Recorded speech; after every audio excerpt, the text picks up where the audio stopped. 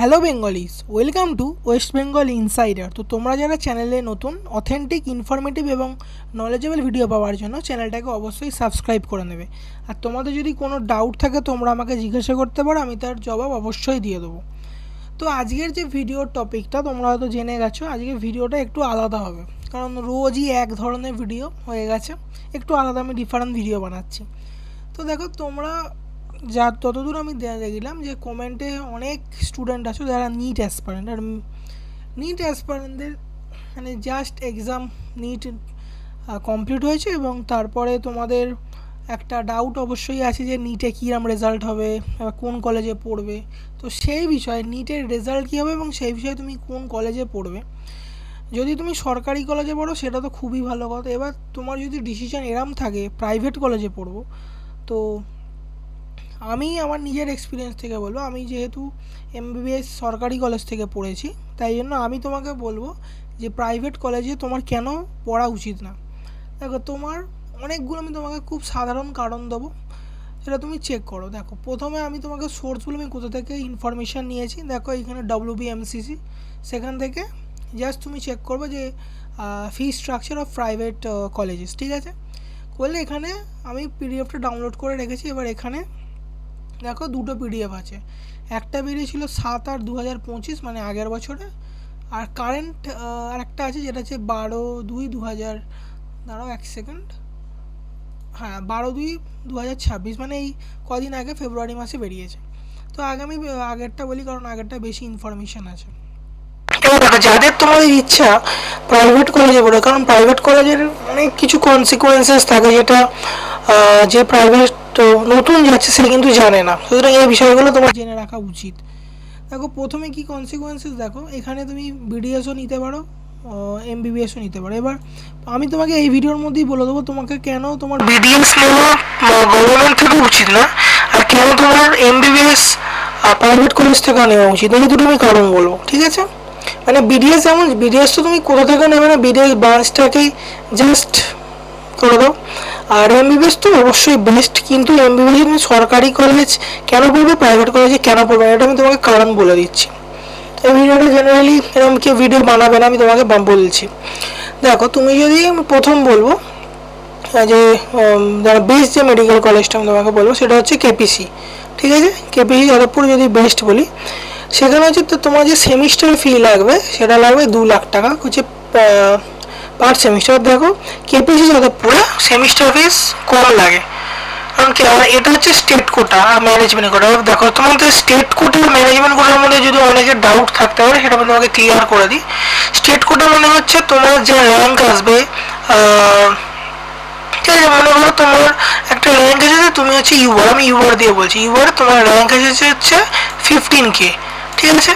এবার 15K-তে তুমি মনে করো যদি পাও সিএনএমসি মানে ক্যালকাটা ন্যাশনাল মেডিকেল কলেজ যদি তুমি পাও, আর মনে করো তোমার ইউআর আরেকজন আছে যার র্যাঙ্ক এসেছে মনে করো 30K, ঠিক আছে, আমি 30K করে লিখলাম। সে হয়তো সিএনএমসি পেল না, সে চুজ করতে পারে কেপিসি যাদবপুর।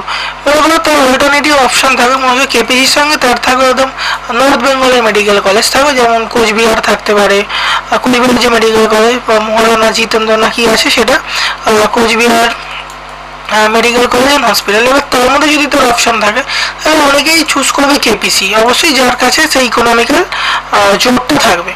এবার দেখো, আমি তোমাকে বলবো তোমার কেন এটা নেওয়া উচিত না। আগে আমি বলি টোটাল খরচা কীরকম। যদি দেখো স্টেট কোটা দেখা, এটা হচ্ছে স্টেট কোটা। স্টেট কোটা মানে এমন একটা কোটা তুমি বলতে পারো যেই কোটায় যদি মানে নাম্বারে খুব একটা বেশি ডিফারেন্ট হয় না, র্যাঙ্কের খুব একটা বেশি ডিফারেন্ট হয় না, সেটার জন্য প্রতিটা কলেজে মেডিকেল কলেজে মানে প্রতিটা বলছি প্রাইভেট মেডিকেল কলেজে স্টেট কোটারও সিট থাকে, আর ম্যাক্সিমাম থাকে প্রাইভেট কোটার সিট মানে ম্যানেজমেন্ট কোটার সিট। স্টেট কোটার সিট হলে যদি 2 লাখ টাকা হয়, তো আমি তোকে মিনিমাম ধরে বলছি, সেমিস্টার আমাদের এমবিবিএসের টোটাল হচ্ছে 4.5 বছর, 4.5 বছরের টোটাল সেমিস্টার হচ্ছে টোটাল 9টা, তাহলে টোটাল তোমার এখানে খরচা লাগবে 9×2 18 লাখ টাকা। তবে এইটা কিন্তু খুব একটা বেশি টাকা এবার কম টাকা, কিন্তু এইখানে এই 18 লাখ টাকার জন্য 18 লাখ টাকা কিন্তু তুমি লোন ইজিলি নিতে পারো, তুমি নিজের বাড়ির পয়সা দিতে পারো, এটা ঠিক আছে। এইটা ইয়েস তুমি নিতে পারো যদি তোমার মানে এই কন্ডিশন থাকে তখন, কিন্তু জোর করে লোন নেওয়াটা একদমই ঠিক না। এবার দেখো যারা ম্যানেজমেন্ট কোটা মানে যাদের র্যাঙ্ক অনেক দূরে থাকবে, মানে মনে করো আমি তোমাকে র্যাঙ্ক বলছি, ইউতে যদি মনে করো কারোর র্যাঙ্ক হয় 2 লাখ, বা অনেক সময় আমি অনেক মেডিকেল কলেজে দেখেছি, যেমন আমি একটা পার্টিকুলার বলছি, এই যে গৌরী দেবী দুর্গাপুরে আমি দেখেছি যে একজন মানে 5-7 লাখও মানে জেনারেল থেকে সে ঢুকে পড়েছিল, আমি এটা দেখেছি। সুতরাং এই সমস্ত কলেজে তোমার দেখো 8 লাখ মিনিমাম হচ্ছে 8 লাখ।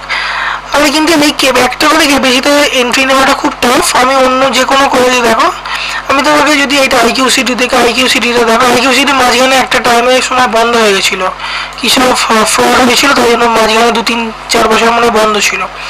এবার দেখো তুমি যদি দেখো যে এখানে মোদের টোটাল খরচা এখানে মনে করো তুমি 3 লাখই ধরো, তো 9-3-27, 27 লাখ থাকে। এবার আমি 27 না কেন ধরছি, কারণ এখানে ডাইরেক্ট 2.7 লাখ টাকা নেয় না, আর 2,74,000 টাকা নেয় না, আর প্রচুর কিছু ফিস থাকে, সেইগুলো অ্যাড হয়। এবার এখানে যদি 10 লাখ, এখানে তুমি এটাকে 11 ধরো না, এটা আর কি বলবো, 11 ধরো, 11 × 9 করো, মানে 99 লাখ, মানে তুমি 1 কোটি পয়সা ধরে রাখো। এবার 1 কোটি তো তুমি মনে করো যদি 1 কোটির লোন নিলে, 1 কোটির লোন ওরমভাবে তোমাকে ফার্স্ট ইস্যু করবে না, তোমাকে অনেক কিছু ডকুমেন্ট সাবমিট করতে হবে। 1 কোটিটাই তোমার মনে করো 1 কোটি 5-7 লাখ টাকা এরকম হয়ে যাবে, সব প্রচুর কিছু অ্যাড করে করে, ঠিক আছে, এটা অনেক টাকা বেড়ে যাবে। এবার এখানে প্রবলেমটা কোথায় হচ্ছে তোমাকে আমি দেখাচ্ছি। মনে করো আমি একটা রফ এস্টিমেশন নিলাম যে তুমি 1 কোটি টাকাই নিচ্ছ লোন, কারণ আমি তোমাকে এখানে লোনের কথা বলছি, আমি কিন্তু নিজের পয়সা যদি থাকে তখন সেটা ইউজ করা যায়, মানে একদম সেভিংস থাকে যদি থাকে সেটা ইউজ করা যায়, তাহলে সেটা ইউজ করা ঠিক না। কারণ তুমি এখানে ইনভেস্ট করে যে রিটার্ন পাবে তার থেকে মানে অনেক বছরে তুমি যা রিটার্ন পাবে তার থেকে তুমি জাস্ট এফডি করে দিলে অনেক বেশি টাকা রিটার্ন পাবে, এবং সেটা অনেক বেশি সেফ। তাহলে তুমি এখানে দেখো, আমি তোমাকে জাস্ট একটা দেখাচ্ছি যে যদি তুমি এডুকেশন লোন নাও যে 1 কোটি টাকার, তোমার কীরকম খরচা পড়বে। 1 কোটি টাকা যদি তুমি এডুকেশন লোন নাও তাহলে তোমার কীরকম 10% যদি হয়, তাহলে তোমাকে যদি 10 বছরের টেনিওর থাকে, তাহলে তোমার 1,32,000 টাকা তোমাকে দিতে হবে। কখন থেকে দিতে হবে, তোমার এমবিবিএস যখন তুমি পাস হয়ে যাবে তার মানে সেই মাস থেকেই তোমাকে দিতে হবে। মনে করো তুমি এমবিবিএস পাস করে গেলে এই বছর যদি তুমি এমবিবিএস পাস করে যাও, তোমার ইন্টার্নশিপ যখন থেকে শুরু হবে, তোমার গেম পয়সা দেওয়া তখন থেকে শুরু হবে। মানে এবার এখানে গেমটা না কিছু চেঞ্জেস আছে, সেটা আমি তোমাকে বলছি। এখানে তুমি জেনে রাখো যে 1,32,000 টাকা দিতে হয়। এবার আমি তোমাকে একটা জিনিস বলছি, দেখো এই যে গভর্নমেন্ট প্রাইভেট এমবিবিএস যে কলেজগুলো আছে, সেখানে কিন্তু দেখো গভর্নমেন্ট এমবিবিএস যে কলেজ আছে, আমাদের যে কলেজগুলো আছে সেইখানে কিন্তু আপাতত এখন যে ইন্টার্নশিপ দিচ্ছে সেটা হচ্ছে 43K, মানে এক মাসে দিচ্ছে 43K। আবার কোনো কোনো জায়গায় 44ও দিচ্ছে, কিছু অ্যাড করে দিচ্ছে, এই মানে ধরো 43-44-এর মধ্যেই দেয়। এটা হচ্ছে এখনকার ব্যাপার। কিন্তু তুমি যখনই প্রাইভেট কলেজে চলে যাবে তখন কিন্তু এই টাকাটা চলে যাবে তোমার একদমই কম, মানে মনে করো তোমার 10,000 থেকে 15,000 দেবে। তা ওদের বারবার বললে দেয়, নইলে অনেক কলেজে তো আবার দেয় না, আটকে রেখে দেয়। এটা হচ্ছে সবথেকে বড় প্রবলেম। অনেক এমবিবিএস প্রাইভেট কলেজে মানে একদমই কোনো টাকা দিতেও চায় না, কারণ ওরা টাকা নেয়, ওরা টাকা ফেরত দেয় না, এরম ব্যাপারটা। তাহলে এই জিনিসটা তুমি মাথায় রাখো। এবার তুমি ইনকাম করবে 15,000 টাকা, আর তোমাকে পেমেন্ট করতে হবে 1,32,000 টাকা, সেটাকে তুমি পারবে? এবার সেটা তুমি কী করে পেমেন্ট করবে, সেটা একটা ফ্যাক্টর। যদি তোমার বাবা মায়ের সাপোর্ট না থাকে, তুমি এটা নিজে থেকে একদমই করতে পারবে না, সেটা একটা বিশাল বড় প্রবলেম। তো এই সমস্ত জিনিসগুলো কিন্তু, আর অবশ্যই ইন্টারেস্ট রেটও ফ্লোটিং ইন্টারেস্ট রেট, মানে চেঞ্জেবল থাকে। এই সমস্ত জিনিসগুলো মাথায় রাখা তোমার খুবই দরকার। এবার মনে করো তুমি যে এতদিনকার মধ্যে মানে এতদিনে যদি লোন না নাও, লোন নিয়ে কী উপায় থাকে, আর একটা খুব সাধারণ উপায় থাকে, সেটা হচ্ছে তুমি কী করতে পারো, আরেকবার মানে পরীক্ষা দিতে পারো, যেটা সবথেকে বেস্ট উপায়, ঠিক আছে। তার মধ্যে আমি তোমাকে একটা কথা বলি যে কেন আমি বিডিএসটা বাড়ানো করেছি নিতে। দেখো এমবিবিএস তুমি কোয়ালিফাই যদি করে যাও সেটা তো দারুণ। তার আগে একটা কথা বলে দিই, প্রাইভেট মেডিকেল কলেজের কিন্তু শুধুমাত্র এই ফিসগুলো থাকে না, আরও প্রচুর ফিস থাকে, আরও কনসিকোয়েন্সেস থাকে। ফিস ছাড়াও মনে করো তোমার হোস্টেল ফিস, ওদের প্রায় 1,00,000 টাকার ওপর হোস্টেল ফিস থাকে। আমি যতদূর জানি, আমার বন্ধুরা পড়ে, আমি জানি 1,00,000 টাকার ওপর ওদের হোস্টেল ফিস থাকে। যেখানে আমাদের গভর্নমেন্ট কলেজে আমাদের হোস্টেল ফিস হচ্ছে মানে 1 বছরে 12 মাসে হচ্ছে মাত্র 144 টাকা।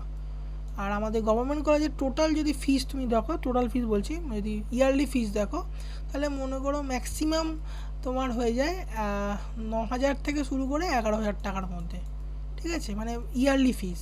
আর এখানেই তোমার ইয়ারলি ফিস দেখো, তোমার এখানে হচ্ছে যদি আমি 10 20 মানে 22 লাখ টাকা ইয়ারলি ফিস হবে কারণ সেমিস্টার। আর এখানে ইয়ারলি ফিস কোথায় তোমার ম্যাক্সিমাম 11,000 12,000, কিছু যদি সব এক্সট্রা কিছু থাকে, জিম টিম থাকে, তার জন্য আলাদা পয়সা। হ্যাঁ, নেয় না, জেনারেলি নেয় না, আর 11,000 টাকায় হয়ে যায়। আর এখানে তো অলমোস্ট 22 লাখ টাকা লাগে। প্লাস তোমার যখন ইন্টার্নশিপ কমপ্লিট হবে তখন আপাতত এই মুহূর্তে তো 43,000 টাকা, 43-44 ধরো, মনে করো যে এই অক্টোবর থেকে 47,000 টাকা করে হয়ে যাবে। তাহলে তুমি সব দিকে বেনিফিট হচ্ছে। তখন তুমি কী করতে পারো, তুমি এমবিবিএসের জন্য তুমি আরেকবার নিট পরীক্ষা দিতে পারো ভালো করে প্রিপারেশান নিয়ে, সেটা হচ্ছে বেস্ট উপায় হবে। আর বিডিএস দেখো, বিডিএস তো তুমি সরকারি থেকে পড়ো বেসরকারি থেকে পড়ো, সব থেকে আমি নাই বলবো, কারণ বিডিএস এমন একটা ব্রাঞ্চ যেখানে বর্তমানে ডিম্যান্ড একদম নেই। তুমি যদি সরকারি কোনো ক্ষেত্রে না পাও তো তোর অবস্থা একদম খারাপ। আর এখানে তুমি যেখানেই পড়ো তোমার ইন্টার্নশিপের যে পয়সাটা সেটা খুবই কম দেয়, তোমার 5 থেকে 8,000 টাকা ম্যাক্সিমাম, তার বেশি তো দেবে না যদি প্রাইভেট কলেজ থেকে পড়ো। হলদিয়া তার বেশি দেয় না। এইগুলো সমস্ত নেগেটিভ সাইড আছে। তো আমার যে পয়েন্টটা তুমি হয়তো বুঝতে পেরেছো যে আমি একদমই প্রাইভেট কলেজের এগেনস্টে, কিন্তু হ্যাঁ অবশ্যই এটা এমবিবিএস এরিয়াতে। এবার মনে করো নিট পিজি যদি হয়, তোমার যদি নিট পিজি দাও তখন তুমি প্রাইভেট নিতে পারো, তখন কিন্তু প্রাইভেট একদম ভালো হয়, সবসময় ভালো হয়। আর ওদের ফিস কিন্তু এত টাকা হয় না প্রাইভেটে, মানে পিজির ক্ষেত্রে। এটা একটা আর ওদের তোমার যে ওটাকে কী বলে, মানে যে টাকাটা দেয় সেটা মাসিক যে এটা দেয় সেটাও কিন্তু যথেষ্ট ভালো দেয়। মানে মেনলি কেপিসি এত পুরো একদম সরকারি লেভেলে দেয়, 60-70 হাজার টাকা যেরকম হয় সেরকমই দেয়। আর এখন যেমন আরও সিস্টেম পাবে আরও বেশি দেবে, এটা ঠিক আছে। কিন্তু এমবিবিএসের ক্ষেত্রে কিন্তু এইটা একদমই ঠিক নয়, এটা কিন্তু মাথায় রাখো। আর আজকে আমার ভিডিওটার পারপাসটা কেন কী ছিল সেটা বুঝতে পারছো। রিলেটেড কোনো ডাউট থাকলে তুমি আমাকে জিজ্ঞাসা করতে পারো, আমি অবশ্যই তোমার রিপ্লাই করে দেবো। আর ভিডিওটা যারা পুরোটা দেখেছে তাদেরকে অসংখ্য ধন্যবাদ। আর আজকের ভিডিওটা তাহলে এতটাই, এখানেই শেষ করলাম।